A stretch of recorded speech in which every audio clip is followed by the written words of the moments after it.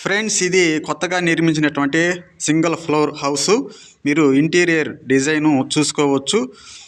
మనకి interior design బాగానే ఉంటుంది.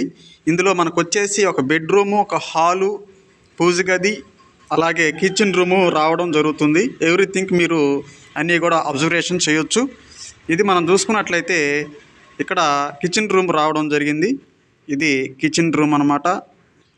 ఇకపోతే ఇది హాలే, మీరు చూడవచ్చు.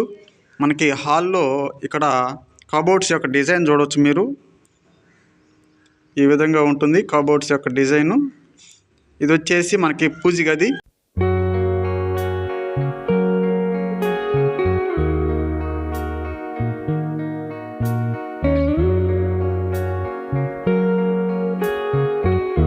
పూజ గది లోపల చూసుకున్నట్లయితే ఈ విధంగా ఉంటుంది. మనకు